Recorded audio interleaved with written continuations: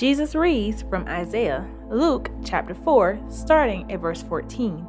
And Jesus returned in the power of the Spirit into Galilee, and there went out a fame of him through all the region round about. And he taught in their synagogues, being glorified of all. And he came to Nazareth, where he had been brought up, and, as his custom was, he went into the synagogue on the Sabbath day, and stood up for to read. And there was delivered unto him the book of the prophet Isaiah. When he had opened the book, he found the place where it was written, The Spirit of the Lord is upon me, because he hath anointed me to preach the gospel to the poor. He hath sent me to heal the brokenhearted, to preach deliverance to the captives, and recovering of sight to the blind, to set at liberty them that are bruised, to preach the acceptable year of the Lord.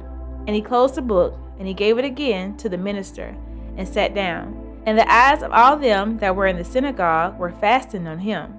And he began to say unto them, This day is this scripture fulfilled in your ears.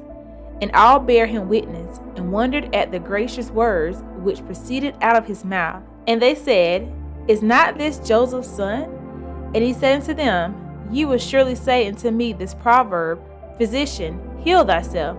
Whatsoever we have heard done in Capernaum, do also here in thy country.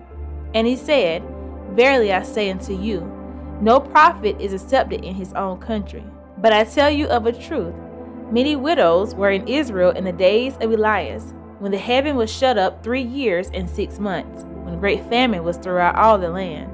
But unto none of them was Elias sent, save unto a city of Sidon, unto a woman that was a widow. And many lepers were in Israel in the time of Eliseus the prophet, and none of them were cleansed, saving Naaman the Syrian.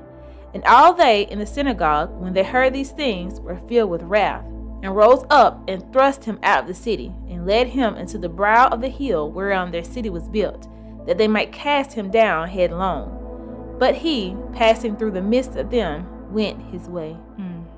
How they gonna do Jesus like that? It just lets you know that the word was fulfilled. Jesus read to them about himself and about what would happen, and still they chose not to believe, because they chose to believe what their religion and what they knew pretty much to be true, other than what was right before their eyes. So what are some things that you could think that God is showing you about yourself, or telling you that what he has spoken into your life has come to pass and you just haven't realized it yet?